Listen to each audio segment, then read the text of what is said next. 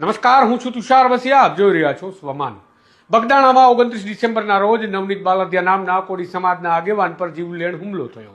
તેની પાછળ પહેલાથી જ નવનીત બાલદિયા પોલીસને કહી રહ્યા હતા કે માયાભાઈ આહિરના દીકરા જયરાજ આહિરનો હાથ છે, પરંતુ ભેદી રીતે માયાભાઈનો તળાજા યુવા ભાજપનો દીકરો જાણે ભગવાન હોય તેમ પોલીસ તેનો બચાવ કરી રહી હતી. ત્યાં સુધી કે પ્રેસ કોન્ફરન્સ કરી જયરાજ આહિરને ક્લીન ચીટ આપી દેવામાં પણ રીમાબા ઝાલાને શરમ ન આવી. બાદમાં કોળી સમાજ ગિન્નાયો અને સંગઠિત થઈ વિરોધમાં ઉતરતા પોલીસે પહેલી વખત થૂંકેલું ચાટી પીઆઈ ડાંગર પાસેથી તપાસ આંચકી લઈ મહુવા પીઆઈ કે.એસ. પટેલને સોંપી દીધી. પછી પણ કોળી સમાજે પોલીસની બાળાગોળી સામે વિરોધ શરૂ રાખ્યો અને પોલીસે નાટક શરૂ કર્યા અને રીમાબા પાસેથી ચાર્જ આંચકી લીધો અને ડાંગરની બદલી કરી નાખી. છતાં પણ કોળી સમાજે એક જ વાત પકડી રાખી કે માયાભાઈનો દીકરો જેને નવનીતભાઈ પર ષડયંત્ર કરી ગુંડા મોકલી હુમલો કરાવ્યો છે તેને પકડો. અને છેક મુખ્યમંત્રી પાસે કોળી સમાજના નેતાઓ અને મંત્રીઓ ન્યાય માટે આજીજી કરવા ગયા. ત્યારે જઈને ભાવનગર રેન્જ આઈજી ગૌતમ પરમારે એસઆઈટીની રચના કરી અને એસઆઈટી પર સતત તપાસનું દબાણ કોળી સમાજે ચાલુ રાખ્યું અને આખરે પોલીસે જયરાજ આહિરની ધરપકડ, આ આતંકી જેવા કૃત્યના મામલે જયરાજ આહિરની ધરપકડ કરી. અને કોળી સમાજના કેટલાક આગેવાનો ખુશ થયા અને પીડિત પણ ખુશ થયા કે હાશ, જયરાજને આખરે પોલીસે પકડી લીધો. પરંતુ નહીં, આ વાત આટલેથી ન અટકે. પોલીસ વારંવાર થૂંકેલું ચાટી રહી હતી. એ વાત ખુદ એસઆઈટીની કાર્યવાહીથી પોલીસે વિના બોલીએ સ્વીકારી છે.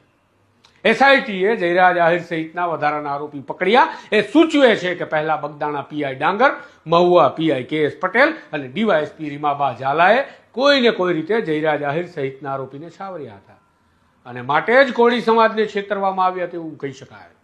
જો તેવું નથી થયું તો ખરેખર જયરાજ આહિરને બચાવનારા આ ત્રણેય પોલીસ અધિકારી સહિત ભાવનગર એસપી નીતિશ પાંડે પણ જેલ ભેગા કાર્યવાહી થઈ અને થવા જોઈએ. કારણ કે નીચેના અધિકારી ધાંધિયા કરતા હતા એ એસપીને ખબર જ હતી.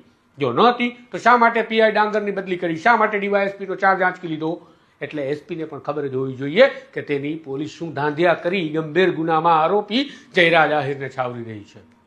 માટે જેટલા નીચેના અધિકારી વાંકમાં છે એટલા જિલ્લા પોલીસ વડા પણ વાંકમાં છે તેવું કહી શકાય. અને માટે જ હવે પોલીસે કરવું પડે એ કે ગંભીર ગુનાના આરોપીને બચાવનાર તમામ પોલીસ અધિકારીને પણ જયરાજ આહિરના આ જ કેસમાં આરોપી બનાવી જેલ ભેગા કરવા જોઈએ. અને તેમની સામે બીએનએસની કલમ 61(2) ગુનાહિત કાવતરાની કલમ છે. બીએનએસની કલમ 255 જે જાહેર સેવકને દંડ આપવાની કલમ છે. બીએનએસની કલમ 256 જે જાહેર સેવક દ્વારા કોઈ વ્યક્તિને સજામાંથી કે સંપત્તિ જપ્તીમાંથી બચાવવા બદ ઇરાદે ખોટા રેકર્ડ કે દસ્તાવેજ બનાવવા માટે દંડ આપવાની કલમ છે. બીએનએસની કલમ 257 જે ન્યાયિક ખોટા અહેવાલ મૂકવાની સજા આપવાની કલમ છે.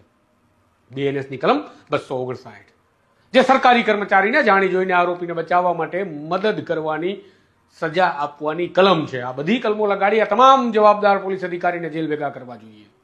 પરંતુ અહીંયા શું ચાલી રહ્યું છે? રેન્જ આઈજી તપાસનું નાટક કરી લોકોને મૂર્ખ બનાવી રહ્યા છે. આમાં પોલીસ તપાસ શેની કરે? આમાં તપાસ શેની? જયરાજ આહિર આરોપી હતો અને પકડ્યો તેવું એસઆઈટીએ સ્વીકાર્યું છે. સાથે વધારાના આરોપી પણ પકડ્યા છે એસઆઈટીએ. આ વાત જ સાબિત કરે છે કે પોલીસે ધાંધલી કરી હતી. તો તપાસ હવે શેની કરવાની છે રેન્જ આઈજીને? જો તેવું નથી તો શું સમજવાનું આરોપી જયરાજ આહિરને ખોટો પકડી લીધો છે એસઆઈટીએ? તો નિર્દોષ હતો જયરાજ આહિર એટલે એસઆઈટીએ તેને છતાંય ફિટ કર્યો છે? જવાબ ના છે. તો સીધો મતલબ છે કે પોલીસ અધિકારીઓને જેલમાં ધકેલી દેવા જોઈએ. કેમ કે તેમણે તપાસ કરી તો કેમ જયરાજ આહિરનો દોષ તેમને ન દેખાયો? કેમ પોલીસ અધિકારીઓને વધારાના આરોપી મળ્યા નહોતા જે એસઆઈટીને મળ્યા છે? શા માટે 8માંથી 4 જ આરોપીના રિમાન્ડ લઈ કોકડું ભીનું સંકેલવાનો પ્રયાસ કર્યો હતો? આ બધી બાબતો સૂચવે છે કે પોલીસ અધિકારીઓએ ક્રિમિનલ મિસકન્ડક્ટ કર્યું છે અને માટે તેની પણ તેને સજા આપવી પડે. જો તેવું નથી થયું તો 100% કહી શકાય કે કોળી સમાજનો રોષ ડામવા માટે પોલીસે એક વ્યક્તિ કે એક સમાજને નહીં, આખા ગુજરાતને મૂર્ખ સમજી રાખી છે. તમારું શું કહેવું છે? કમેન્ટ બોક્સમાં જરૂરથી લખજો. નમસ્કાર.